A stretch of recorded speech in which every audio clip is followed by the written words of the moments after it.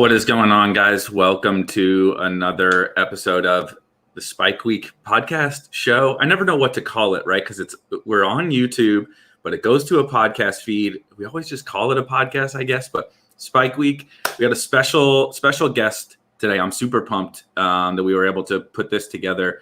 Scott Barrett from Fantasy Points is here with us, and he wrote. I shared it on Twitter before we started this show. He wrote an absolutely incredible kind of like manifesto of everything you need to know about best ball. So I'm excited to pick his brain a little bit on that, and just a bunch of other topics. But anyway, Scott, thank you for joining me. I'm excited to have this conversation. Yeah, thanks, Erik. Thanks for having me on. Apologies in advance if I'm a little rusty. Like you said, this was the first article I did the entire off season. Did it March 8th. But it's still very relevant. It was one of those, you can look back at it throughout the entire offseason. It's always going to be relevant. I don't think anything from it's outdated. I was telling you before the show, I was anticipating playing like 100 or 150 best ball leagues this year. I've done that before, but for whatever reason, I just timed out my first 5 or so drafts, and I haven't looked back at it, but yeah, always happy to talk best ball. That was one of my first loves in fantasy, and I feel both of us have a pretty good grasp on the strategy that goes into it. Yeah, reading. I hadn't read until we talked earlier this week. I hadn't read your piece, and so like you said, we were talking a little bit before the show, and it was just so funny because I've kind of done. I actually don't go as in depth like as you did on my. Like personal, like standalone research, but I'm using, I'm being lazy. I'm using people like you. I'm using people like Mike Leone, Beers, all these different smart people. And you just start to see all the data, all the kind of insights, the takeaways people are having from whether it be past data or how can we kind of manipulate the field moving forward. All these smart people started landing on all the same things. And so I'm just like, I was just reading, and just nodding my head along as I'm reading that. So if anybody wants to go check that out, I highly, even if you've been playing a lot, listening to a lot of content, there was even things that just were like, whether they were great refreshers for me or kind of new insights that I thought were great. So to your point about, maybe not playing as much best ball as you kind of planned to, at least up until this point, one big thing that I think people don't take into account is you think best ball is fantasy football. That's what people think. Right. And fantasy football is just fantasy football. And you're playing in a little bit more like managed leagues, but you obviously have the best ball expertise. So there anything, like big key takeaways between like a high stakes managed league versus how you're approaching best ball that you would kind of, your main big advice? Yeah, really, I think they're just two completely different games where you have to have two completely different strategies. The optimal strategy is going to be different in one, and then sometimes diametrically opposed in the other. I do think best ball is easily the most profitable, most exploitable format in fantasy, so long as you're not like timing out multiple times in a draft. Like you should just clean up and dominate. Drafting the right positions is just as important as drafting the right players. I'm in a start-sit league, a typical ESPN 10 team or an FFPC high stakes 12 team. My strategy is usually bell cow or bust with the running backs. Typically go RB to start. But in a best ball, I think that's fairly suboptimal. I lean far more towards zero RB or modified zero RB. I do think that's the optimal strategy in best ball. And it just makes sense, like in a start-sit league, you want those dependable every week starters. A Nyheim Hines or a J.D. McKissick isn't at all valuable because you're never going to start them in the right weeks. But in a best ball, those two running backs are massively valuable. You just get their boom games, their spike weeks, and they'll give you an Aaron Jones type, like mid-range RB1 production. So that's so important, and it's so valuable. And it's a lot easier to go quantity over quality there. In a start-sit league, I'm very late round QB. Typically, it's a onesie position. You could stream your way to QB 8 levels of production. Right. But, there's no waiver wire to fall back on. There's no safety net of the waiver wire. And so I will prioritize quarterbacks significantly more in best ball than I would in a start sit. So there's all these sort of wrinkles and different things that come into play. One of my other big articles this offseason was Upside Wins Championships. And basically, like throughout the whole thing, there's like a throwaway line towards the end where it's like, but this has nothing to do with best ball. In best ball, like completely different, Upside Wins Championships in a start sit league. In best ball, you can definitely get by or win or dominate grabbing a bunch of ADP beaters who don't have that massive, power law type upside that just is you're so much more dominant than the next 2 or 3 closest players. That's such an interesting. So both of those things you kind of brought up are so interesting. I thought the Nyheim Hines McKissick thing was like super powerful, even for me who like subscribes to everything that you just talked about. Like that's how I draft, right? 0 RB, modified 0 RB, whatever you want to anchor, hero, whatever the hell the name of the week is for that strategy. That's like been my typical approach. And even when you kind of put it that way, like people are like, dude, Aaron Jones was whatever he was, RB4 last year or whatever. He was a league winner. And then he was. But like in managed, and I do think people maybe even, it was an interesting take basically that, 0 RB is more powerful and managed. Some people will say, because I can pick guys up, right? However, you kind of made that point that you still have to be able to decide when to start them, like having Nyheim Hines and knowing when to start him, his points in best ball, it's like, I don't really care when they come, right? I'm just going to get them. I'm always going to get those spikes when he provides them. And then hopefully maybe on the week that he doesn't do it, JD McKissick does it, or I got an injury, right? Zeke misses that week and I get Tony Pollard, right? So you're just hoping it all kind of fits together and you don't have to sweat it. But in managed, it's like, yes, the ability to pick people up is nice, but you still have to be able to decide when to start these people. And you have to get, if Myles Gaskin comes up on the waiver wire, you still have to win, that bid for Myles Gaskin. So it is such a unique, very, very different thing. And I thought your take on it with that, like I can find Aaron Jones with Nyheim Hines and JD McKissick was like a really powerful way to put that. Yeah. So just like in the article I talk about, we have access to ESPN's start sit percentage data. And so Nyheim Hines like killed you last year if you owned him.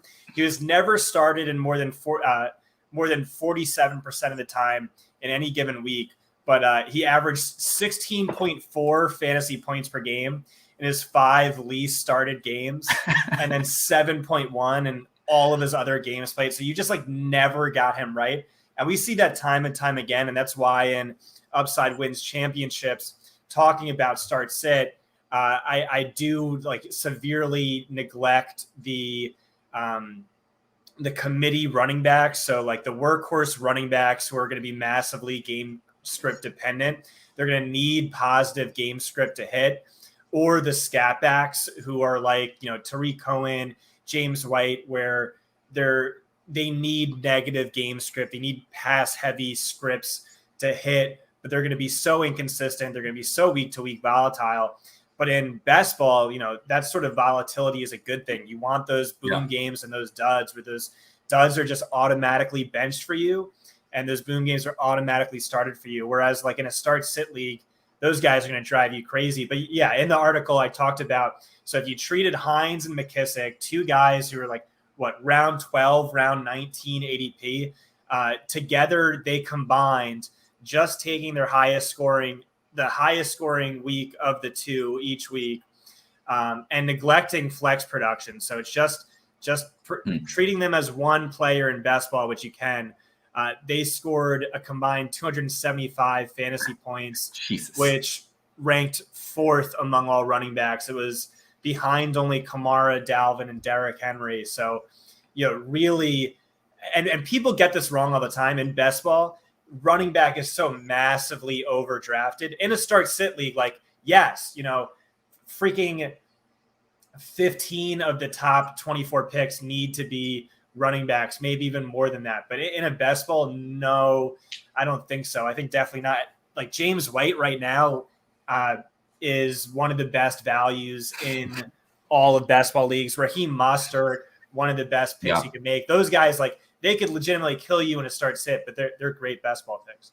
Yeah, those are great. I'm going to get killed by Davis Maddock for allowing you to talk about James White, because I've made fun of him for drafting James White so much, which is also funny because I've actually drafted a fair bit of James White, but we've turned this into a bit somehow. But I mean, I just couldn't agree more. And I think, what do you think about the fact that it's you kind of pointed this out too in this conversation and in the article, that like it's not about avoiding the high-end running backs, because I still, there's a handful of those guys that have this, like Pat Crane would call it, legendary season, this legendary upside that is just unmatched at the position, right? We just talked about how you can get an RB1 between these cheap guys, if you happen to hit on the right combination, but you can't get Christian McCaffrey, right? Yeah. You can't get that. So I want that guy, right? I want the Christian McCaffrey, but I don't want to then compound all these really high value, assets in my draft at running back, trying to lock up all those spots, because it's like, I mean, what's the dream, right? You get Christian McCaffrey, and then you get the scenario that you just outlined. Now just give me McKissick and James White, and I'm not losing points at the RB2 spot. I have the number one player in fantasy, and then I just am dominating at all those other positions.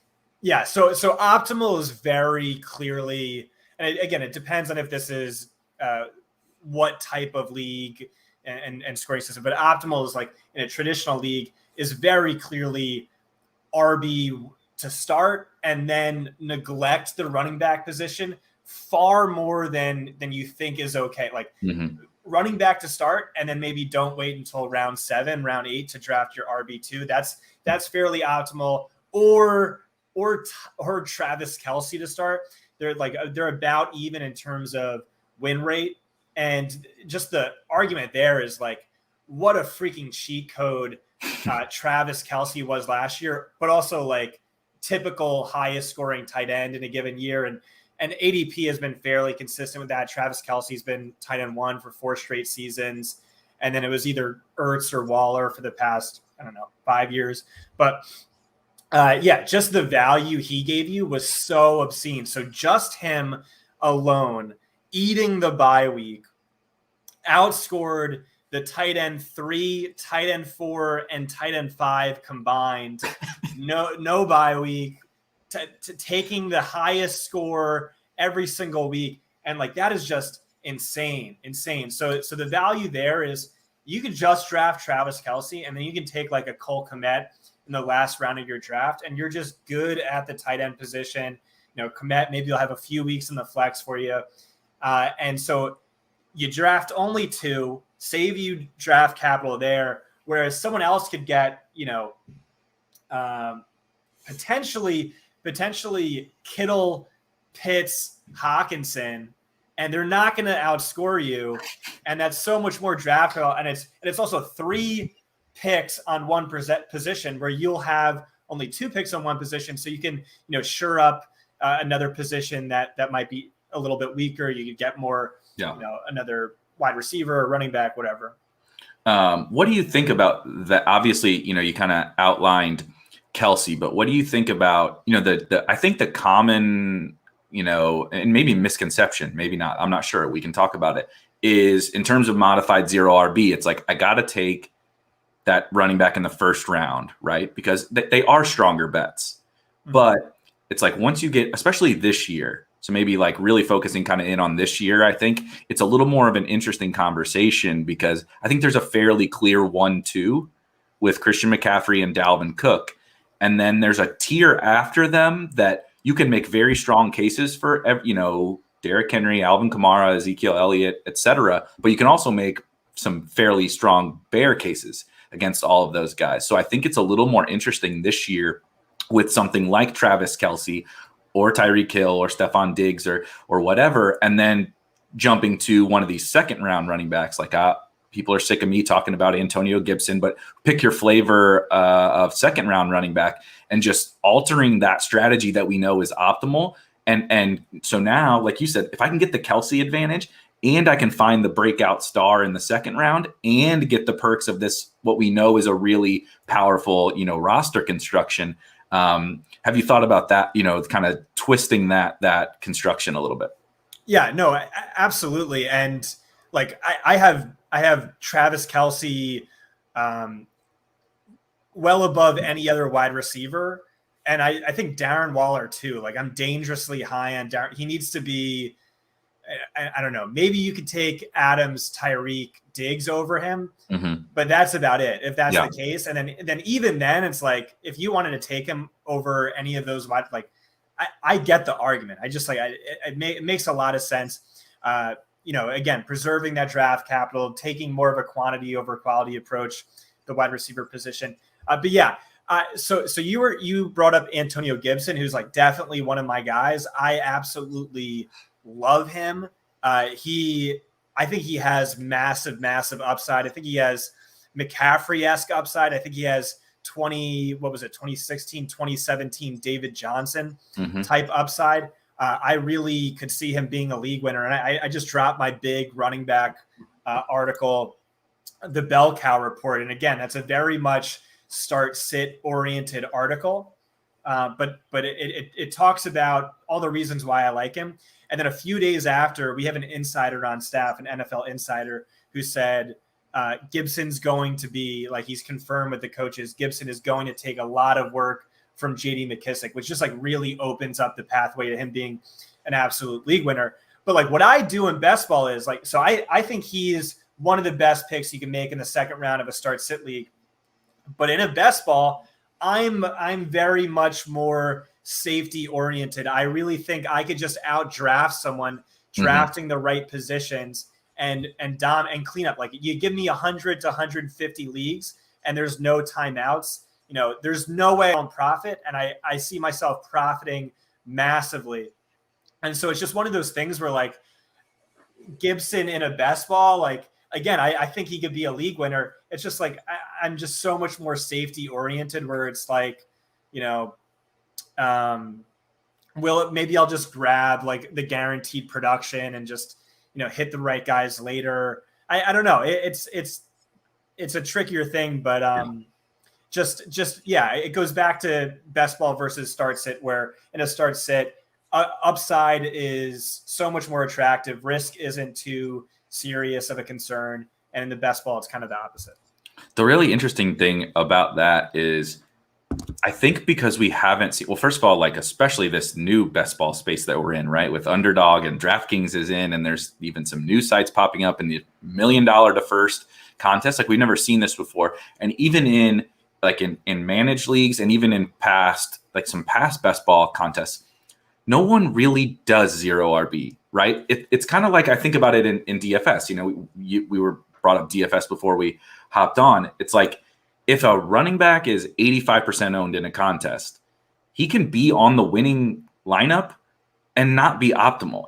You actually still should have faded him. It's just there's such a massive amount of that guy lineups with that guy that they were able to stumble across the nuts around him. And I kind of think that's how it is, with teams that are not zero RB, or maybe even not modified zero RB, because that's just how people's brains work, right? We always make the joke, like, if you screenshot your team on Twitter and it has a bunch of early round running backs, everybody's going to love that team because they love to be able to see, I have guaranteed starters in that lineup. I don't love to see Nyheim Hines and J.D. McKissic and have to do the mental gymnastics about how that team ends up actually being really good. And so there's this idea that zero RB is something that it isn't. It is actually, to your point, safe, like much safer, a much safer way to draft because of the bust rates on running backs. And you just have all these bankable points, and you never have to worry about when to put them in your lineup, and you're winning the flex. You're always winning the flex. And so you just have this really safe team, but we haven't seen a zero RB team win one of these tournaments before. And so I feel like people think that, like, oh, it's never going to win because it hasn't won it before. But like, we just need the 1 year, right, where like you get the J.D. McKissic and Hines, and those guys get you far enough. And then when you get to the playoff weeks, you get Zeke goes down, or Dalvin goes down, or whatever, and you happen to hit on that right combination, and now it does have the upside, right? We're playing in such a game of small samples that we haven't been able to see it totally work. So I don't think people believe in it. But how do you feel about that? Like, your article is based on a lot of historical data. How are you factoring in some of that sometimes, that at the end of the day, all NFL, all fantasy football data is fairly small sample. Like, how do you kind of weigh all those different factors? Yeah. So if you're doing 0 RB in a start sit, you're just drafting suboptimally. You need to just go back and look at the research. It's not akin to drafting, a kicker in round 3, but it's maybe like drafting a kicker in round 7 or round 6. It's just definitely not optimal. It's worked 1 year over the past 15 years in 2015. And that was about it. And last year was the second best year ever for 0 RB. And it still, was not optimal. Yeah. But again, yeah, and looking at you mentioned the bus rates, looking at the bus rates, it's not going to tell you anything, because in a start sit league, it's all about having the right 2 or 3 guys. It's not having enough ADP beaters or slight values. It really how many players in any given season actually matter.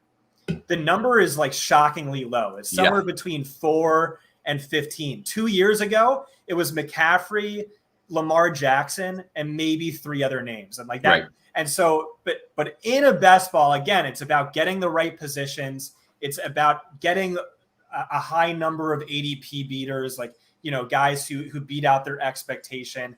You don't need to, Christian McCaffrey, Lamar Jackson certainly helped you a ton 2 years ago, but not as exaggerated as in a start sit league. And so, you were saying bust rates. That ignores the massive upside, the massive league winning upside. The power, fantasy football operates on a power law distribution where it's just these relatively few just absolutely dominate. But no, in a best ball, like you said, it is the safer route typically. And so that does matter in a best ball. 0 RB is far more optimal. My go-to and start sit is bell cow or bust, typically RB, maybe RB to start, but that is not optimal. That's not even close to optimal.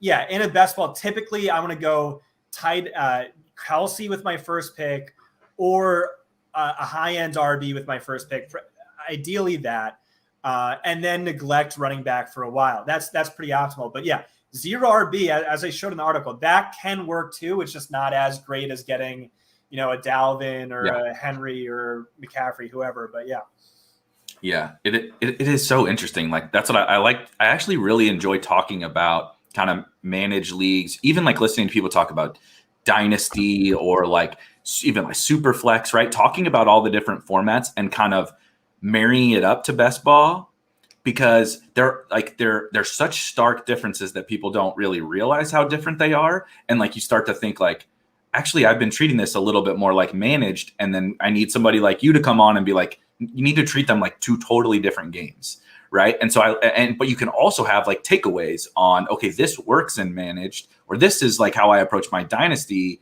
thing, but there's maybe some thought processes I can draw away from that. So that's why I was excited to bring you on, because you kind of have this expertise across all of it, where I'm not, I'm entirely best ball focused. So that was going to be the next thing I was going to ask is yes. What's is there a takeaway that you've kind of brought from managed, even though you're treating them separately? Is there something you were I really need to apply this to best ball, or I guess the opposite way too?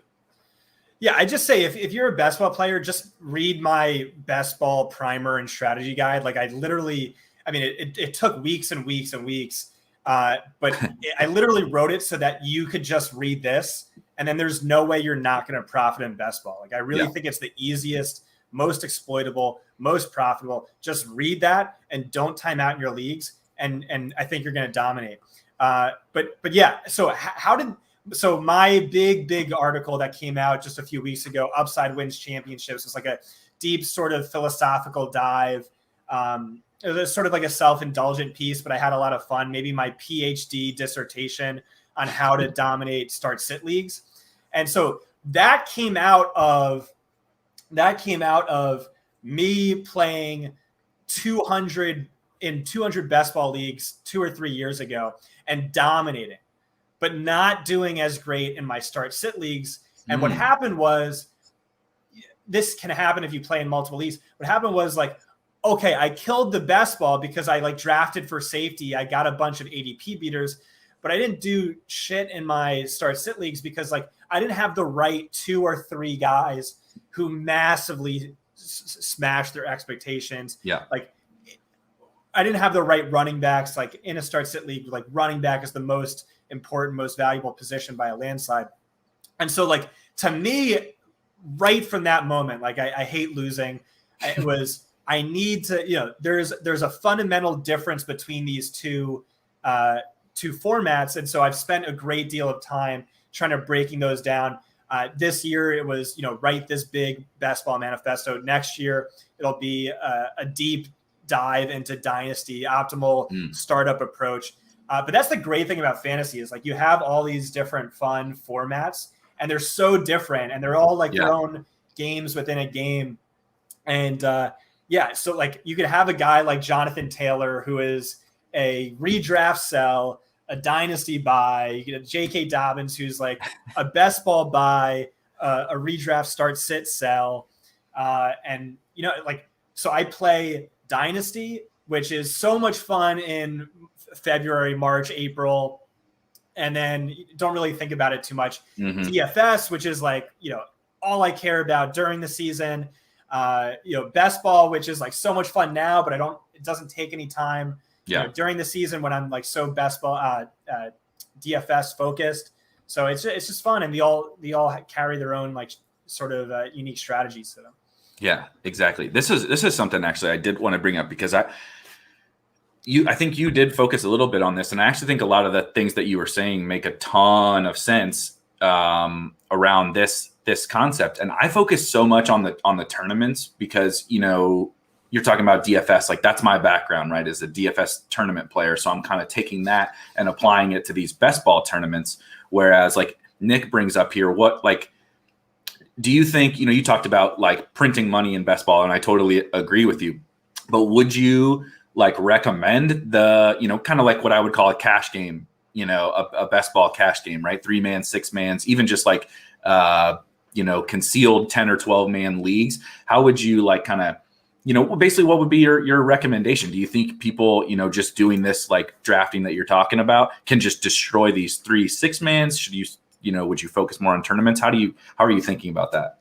Yeah, we just don't really have, I didn't see enough of a sample size to really spend too much time on that in my article. But yeah, if you're there's different contests, and again, your strategy changes a little bit. If it's just, the top 50% of the league profit, then go even more safety oriented. That, drafting the third quarterback and the third tight end makes a little bit more sense there. Something along those lines, preserving yourself for injury risk. But yeah, I would stick to, the typical 12-man. I just think there's enough of an edge there, and we have the sample size to know what is optimal and what isn't. And then if you're going to draft, sort of lottery ticket scratch off that is the millionaire maker for DraftKings, where the chances of you winning are very, very low. Yeah. Then, like, in that, definitely go for upside. So if you look at who would have won that Patrick Mahomes sophomore season, it would have been the guy who just went all in on Kansas City stacks. The data suggests that stacking is massively overrated in best ball, and I agree. Sort of counterintuitive, but just like the data is just like, it's massively overrated. But in something like that, all in on team stacks, okay. Like if you think Jacksonville is going to be the Kansas City this year, like, okay, go all in on that, something like that. What I would do in something like that is I would draft like Javonte, Judy, Cortland, Fant, and Deshaun Watson, just because, like, okay. how much does it cost? what is it, like a $20 entry? Okay, if that happens, if you say Deshaun, no suspension, and we're trading you to Denver, the value of that team just went up from $20 to like $900. And it's just like YOLO. Like my chances of winning were so low to begin with, but like that just gave me a big edge.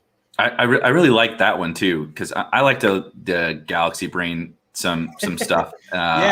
You know, like the people were doing it with Rodgers, right? Like, okay, what if Rodgers gets traded to the Broncos or whatever? I do think the Watson one is actually fairly interesting. You know, like you said, I wouldn't have 0. Let's just say that much. Even if I were, you know, if I were in 20, it'd be like, you know, I'm entering 20 into this millionaire maker. Like you said, I'm not going to win it. I'm not going to win it anyway. Let's be honest. It's 200,000 people, right? And it's top heavy, blah, blah, blah.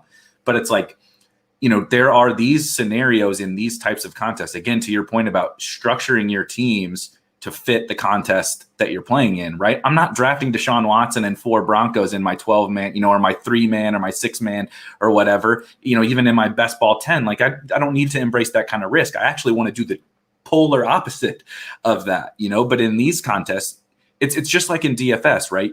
I'm basically crafting some story, and it's probably a really low probability story that you know it's not going to happen. But if it happens, I'm gonna, you know, put myself in a perfect position to win this tournament. And I actually think, to your point, that's kind of like actually the premise of like modified 0 RB. Is like we have all this data that tells us like what happens at the running back position, both on your like Hines point and McKissick point, and on like the Christian McCaffrey, David Johnson, Le'Veon Bell, right? We have this barbell that happens every single year at running back. There's a couple guys over here just dominating, and then there's all the rest of these dudes at the other end that pop up from the back end that give you enough that, you know, you can build this super team basically. And so it's really the exact same kind of approach that's been a lot of my, you know, 0 RB and modified 0 RB. So, you know, maybe it's just, I was excited to bring you on so I can have some confirmation bias about, you know, you like Antonio Gibson, you're bringing in NFL insiders that are saying Gibson is going to get more. Like, I think I perked up in my chair when you started talking about that. So I do want to talk a little bit about maybe some specific players. You've been drafting a little bit. Who's maybe some guys that you're just like super heavy on so far, whether you plan for it or not? Yeah. So my guy throughout the entirety of the offseason has been Elijah Moore, which is sort of bittersweet. Like that was my guy. My model spit out, this is the 3rd best wide receiver in this class, but he's like not far behind Jamar Chase and Devonta Smith. And he's like one of the greatest or best prospects to come out in the past 7 years. The guy just set the record for yards from scrimmage per game. Any Division I wide receiver ever. Like he's probably really good. AJ Brown broke down into tears and said, "You're already better than I am at football." Like just all these different things. Model loved him. I loved his tape. Oh my God, his tape was freaking awesome. And he profiles as this. He averaged 10.8 receptions per game last year. He profiles as this sort of PPR cheat code who should be an immediate contributor for fantasy right off the bat. Said it in multiple articles, draft him wherever you can. And then the beat writers started chirping and sort of like blew this. So like he was my Exodia player. It's like what I call like my 4 or 5 circle your draft players, where like you just draft him, you log out because congratulations, you just won your league. And so we're losing the value on him a little bit, just like his ADP raises around, which is great because like, again, like best ball, you draft early. I'm in a bunch of these FFPC high stakes, you draft early. So like there's no prize for being on a guy early before your draft. Mm-hmm. So like, okay, at least I got him at really good value now that he's going in round 9, something like that. So definitely recommend drafting early. At the wide receiver position, a little later than Elijah, I like Jacoby Myers. I just really like his upside. You know, I'm also drafting Nelson Aguilar in case I'm wrong on him. You know, he's the guy who's getting all the money, but I, I could see him, Jacoby Myers, in that Julian Edelman role. Right. And then ideally, Mac Jones is the starting quarterback. So, having that role is a lot more valuable than it was last year. Like, here's a crazy stat. So after Julian Edelman went down, from week 7 on, when Jacoby Myers was the starting slot wide receiver, he ranked second among all wide receivers in yardage market share. It's just like insane. So if Cam Newton was anyone but Tim Tebow, and he was Tim Tebow last year, if he was anyone else, he would have been like a fantasy superstar. He ranked top 10 or top 15 in yards per route run, top 15 in PFF grade, ranked second best in percentage of targets where he was deemed open by PFF charters. And so I could just see that. I mean, the slot wide receiver in New England has been a money role for forever, and he's basically free in drafts.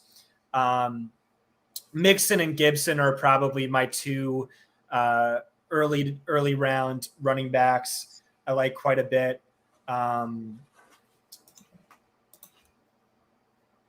There's some more late round running backs, but again, like in a start sit league, you try and steer clear of the dead zone. And then if we're talking best ball, there's, it's a different story with like who you're going to target. You're not going to target the guys who have that, like domination, whatever you called it, legendary upside. Yeah. You're going to target, more like the safer guys. Right. Tight end, Logan Thomas. And he's been my guy all offseason. Confirmation from our insider that he looks amazing. He looks like even better than he did last year. And the tight end coach was saying he thought he was a top 5 or top 7 tight end last year. And then quarterback's fairly easy for me. I have that down to Jalen Hurts, number 1 target. Trey Lance, number 2 target. Oh, yeah. Number 3 target is both Saints quarterbacks in the last rounds of your draft. And then Deshaun Watson, probably number 4. Justin Fields is close in there too. I love it. So my biggest takeaway from like basically every name that you listed was so perfect, because how I like to think about it is if every player has basically like a certain level of risk, and they have a certain like payoff, right? And there's probably, what's actually going to happen is probably somewhere in between. But like the balance between those two things creates a certain level of loss he provides your lineup and an upside, right? And so especially in best ball, like you were talking about, yes, I want the league winners, but I also want to make bets that don't kill me, right? Like last year, you pointed out Mecole Hardman in your article, and is the perfect example. Like, was there a payoff on Mecole Hardman? Sure, of course. There was a scenario in which he actually became a starter and, earned a certain level of targets, blah, blah, blah. It's like breakout, etc. But like at the cost that he was going at, there was a huge risk of ruin. Like he could, he ended up being the worst pick at that, relative tier. So I want to be targeting the guys like you mentioned. Cole Beasley was a perfect example, but I think there's a ton of guys. Jacoby Myers always does actually pop to my head for that example. It's like, we have a whole lot of evidence that he's a good football player and can earn targets at a pretty incredible level. Even if some of all that regresses at his cost, there's like no risk. There's like what could he possibly do to really burn you as a 15th round pick or whatever it is? But there's a ton of, if he's Julian Edelman or better, like the payoff is absolutely massive. And so I thought it was really funny because basically every player that you named was like, yeah, outside of running backs, because they always have a certain level of risk. It's like all those guys, running quarterbacks or cheap quarterbacks with upside, these wide receivers that have either a ton of talent or a fairly stable, role with upside. It's like I just give me 18 or 20 of those dudes across my team, and it's like you said. Then I'm drafting structurally correct. It's like you almost can't lose.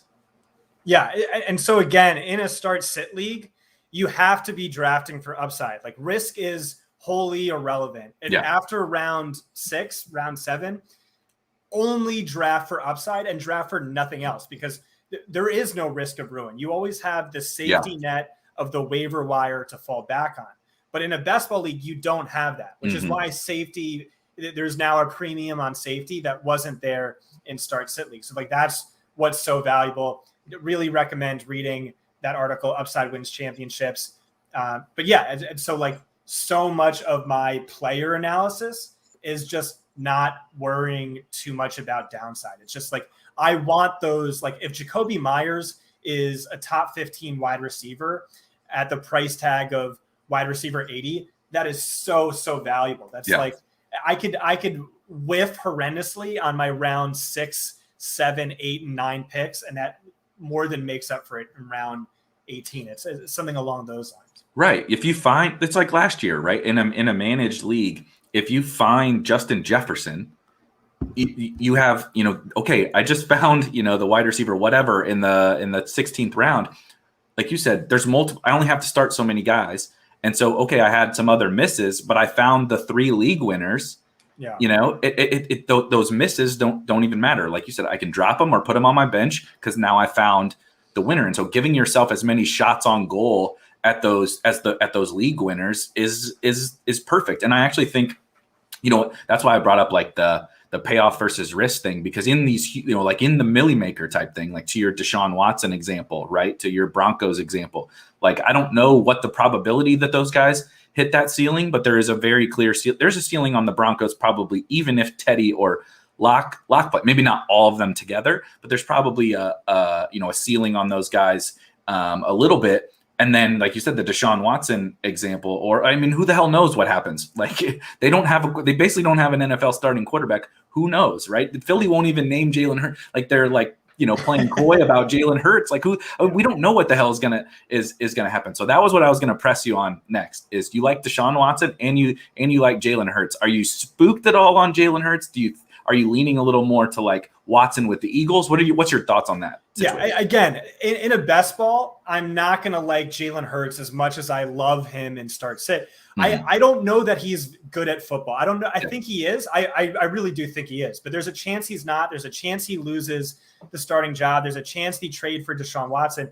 All I know is that when he's on the field, he's almost guaranteed to be a mid-range QB1 or better for fantasy. And like, that's all I care about. So in a start sit league, what will I be doing? I'll be drafting Jalen Hurts, and then I'll also draft a competent QB2.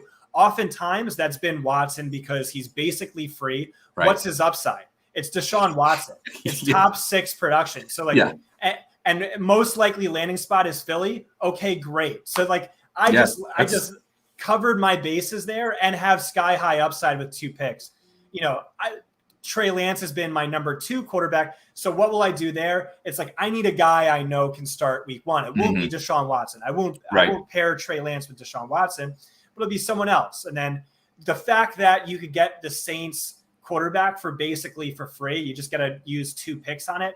Absolutely love that as a floor. And so in a start sit league, what's your floor with the quarterback position? It's basically guaranteed to be mid to low end QB1 levels of production, because something like there's only going to be 15 rostered quarterbacks at any given time, which gives you 18 to stream from. You're going to get low end QB1 production on streaming alone, or you could pick up a Ryan Tannehill or Justin Herbert off waivers. Those guys went undrafted in the majority of leagues last year. So at the quarterback position in a start sit league, you have to chase upside. It's and why wouldn't you? Again, your floor is low end QB1. So chase upside. And that's exactly what I'm doing. As much as I love the big 5 Konami code quarterbacks this year, and I feel great about it. I just see all this value elsewhere later in the draft that it still makes sense for me to go late round QB in a start sit.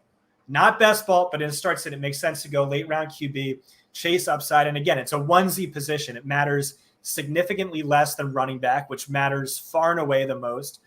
Matters more than wide receiver, which matters second most, but significantly less than running back. Matters more than less than tight end. So in a QB league, typically chasing those guys in that order, in that specific pairing, and then late round QB typically. Yeah. What do you think about those rookie quarterbacks? And Hurts goes a little bit ahead of those guys, but people don't need to hear me talk about Trey Lance anymore. He's my highest owned player not owned player, but highest owned quarterback. Definitely across all of best ball. I couldn't possibly be more bullish on Lance. And every day the Twitter machine likes to pump out more Trey Lance hype from camp, which is just it's so easy to continue this Trey Lance bit. I have to just use the rocket emoji every day on one of the million positive reports about Lance.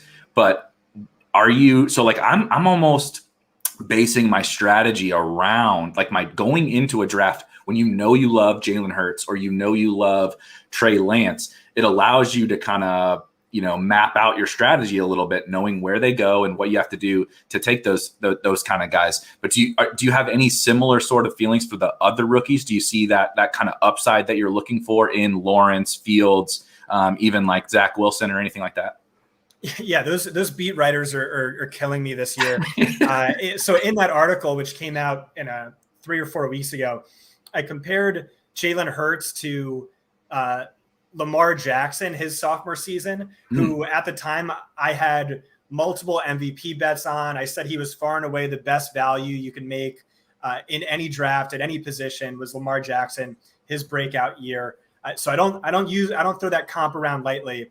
But then I also said Trey Lance reminds me a lot of sophomore year Patrick Mahomes, just like the perfect landing spot. Yeah. 3 of the best yards after the catch monsters we've ever seen, massive Konami code upside.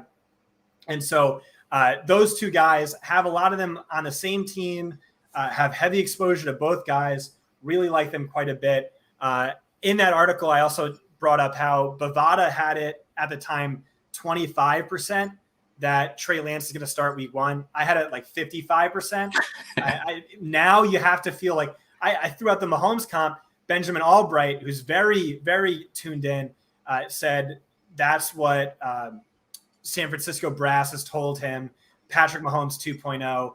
Now it's looking like he's going to start week 1 or not, if not week 1, very soon. And so you love that. You feel good about that. The other rookies, I'm not really too interested in Trevor Lawrence. I'm not too interested in Zach Wilson or Mac Jones. It's just, again, upside rules the day in starts. At least I question the upside. Justin Fields has that upside. He ran the 3rd fastest ever 40-yard dash. I think 3rd best ever speed score, which is like a weight adjusted 40-yard dash. So he has that Konami code upside. My concern is Chicago just continuing to be the donkeys they've shown us to be. We've said multiple times that you want to take the Mahomes approach, which is just like sit him for the full year. And so like that everyone's just like, come on, Andy Dalton stinks. Like, what do you, it's just like the assumption of rational coaching is like one of the biggest mistakes we continually make as fantasy experts. And like, especially with guys who have only ever shown us their donkeys. So it's like, I don't know, that just makes me nervous. I think Trey Lance is better. I think he has more upside. I think he's better for fantasy. I think he's in a better situation. I think his coaching staff is smarter. I trust them more to start him early. But no, I do like Fields. That is, I like, I think we all know like the assumption of rational coaching thing, but it's like, Charlie Brown with the football, we come in every offseason, like everybody gets it. Like, stop trusting these idiots, right? Jason Garrett's out here. Like, there's a new report every day about some donkey thing that Jason Garrett is doing. And then every year we're like, like expecting something to change, but we have to, there's a certain bar once a coach reach, right? And the 49ers, Kyle Shanahan has jumped over that bar that we need, to understand, okay, we can trust this guy, right? We can trust this guy to have efficient offenses. We can trust this guy to watch practice and see like, this Lance kid looks a little bit better than Jimmy G, like we can trust him, but like Matt Nagy has never ever earned that trust. So I really like that point. And you're getting me more excited about Hurts. And I think that's another trap maybe sometimes that people fall into is like he's plummeted. His ADP is absolutely, you'll love it. That's the one thing the beat reporters are not killing us, are not killing you on. Elijah Moore, I was joking on a show not that long ago that you made the point about drafting early, and I totally agree. So like I have some like 12th round Darrell Henderson teams with like 16th round Elijah Moore on them, not many, but it's like, that's why you draft early, right? Is you run into those things. And so we're getting the opposite effect on Jalen Hurts, and it was already starting to intrigue me. So now I'm really intrigued by, kind of the things that you were saying, just in terms of his overall upside, because everyone is so scared because of the Deshaun Watson news. And your point, like on managed leagues, especially, is like, who gives a shit? Like, who gives a shit about Deshaun Watson? Like, hey, you can draft Deshaun Watson or pick him up, if he does happen to get traded there. And if he doesn't, like, you're golden with Jalen Hurts. Yeah. So who do you think the best DFS player in the game is right now?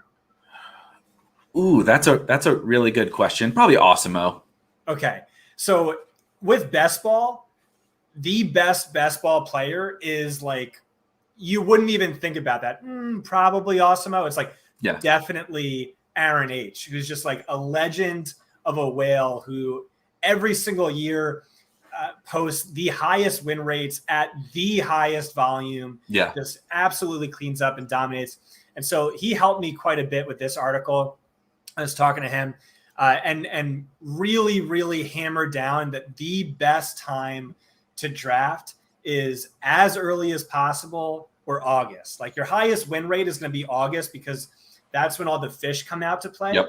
But as early as possible is when you get, like, when Javonte, Najee, and Etienne were all going in like round 7, round 8. It's when Elijah was going undrafted. He went undrafted up until the NFL draft. I timed out and all my teams suck, but they all had Elijah on them. I think they all had Rondale Moore too.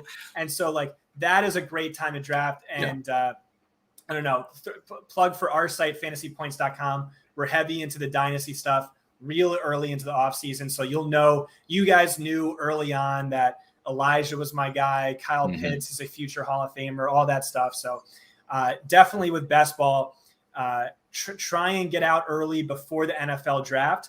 And then you're just going to see like all the rookies you rostered, their ADP explodes. Yeah. Without fail, every single season, it's the same thing. Yeah, this was a beautiful show for my confirmation bias, because that was I think it was the first article I wrote this offseason was that, like, I spent the time trying to think about that approach, like, when to draft, and like, I get 150 bullets into these contests, right? I'm trying to max like Best Ball Mania 2, for example, on Underdog. Like, I get 150 bullets and I have like 5 months to do it. When is the right time, to map out those? I don't want to just continually do it throughout the off season because I'm being lazy about it. And so I basically came to that exact same conclusion. Like, I want to draft as like basically half.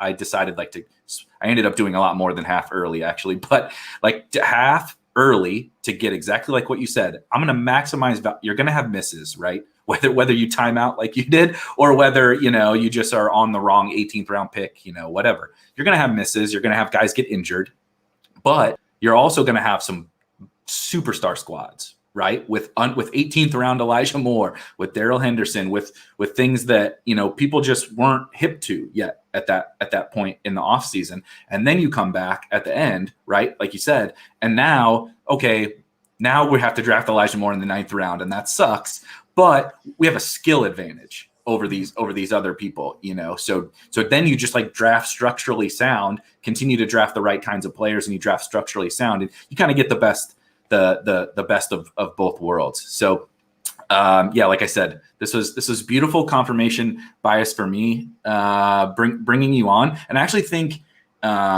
you can, like we talked about it a little bit, just how much you can learn from thinking about these different contests in their silo, but also like we talked a lot about best ball, but we also talked a lot about managed. Like you mentioned Dynasty. I actually think Dynasty might be the most powerful way to think about other formats. Like if you're good, I'm not a Dynasty expert. You guys are, but I like to listen to people like you talk about Dynasty, because it's like, okay, if Elijah Moore is really an awesome Dynasty asset, then like, why do I not just want him on my best ball teams? Why do I not just want him on my redraft team? So that's the thing I was going to like close with is, do you think, there's some Dynasty takeaways that can help like best ball players? Yeah, so you'll talk to you'll listen to NFL GMs say how they really like multi-sport athletes. You'll talk about like directors of scouting at big college programs talk about how they like multi-sport athletes. I think Josh Allen just talked about it in a recent interview with The Ringer, where he said he played every single sport growing up, and that helped him more play the quarterback position, helped him more than if he had just only played quarterback, had the right quarterback guru from when he was age 10 and up. And so it's just like you learn spatial awareness playing basketball, playing hockey, you learn this, playing soccer, you learn that. And it all comes together to help you play football or to help him play football. And so I think the same thing is true for the typical fantasy player. I think the more you do, the better you're going to get at everything. You have to be careful. Like I was talking about before, where you go all in on best ball and then your start sit teams don't have enough upside, or you go all in on dynasty and you draft too many, underperforming rookies. Like you have to worry about that. Mm-hmm. But I think, eventually it's all going to come together and make you so much smarter. So in a dynasty, like, who all the potential rookie breakouts are before the NFL draft. In a best ball, you have a better understanding of safety versus upside versus risk, whatever. In a DFS, and so like this is like a big thing for me. So like I'm gonna have very little exposure to Derrick Henry, Nick Chubb, Jonathan Taylor. I freaking love those guys. Jonathan Taylor, I wrote tomes how much I loved him for Dynasty last year. What stinks with them is, and I like them in best ball. They're great for best ball, whatever. But I typically predominantly play start sit. Mm-hmm. And so they're less valuable because in games Tennessee loses, Derrick Henry averages 11.3 fantasy points per game.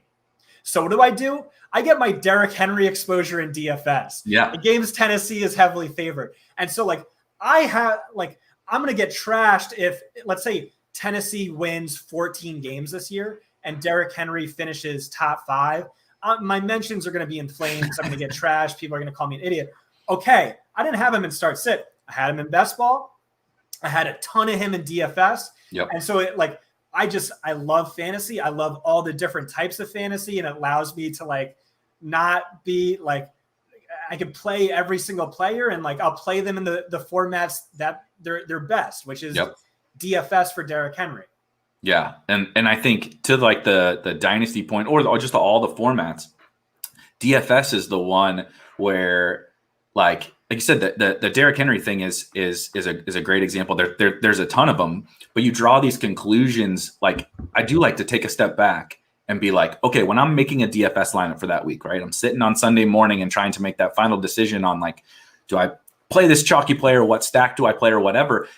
And a lot of the methodology that you're using to think about how who to play and whatnot in DFS, just like the methodology you're using, who to target in Dynasty, I can take a lot of that and apply it to best ball, or apply it to managed.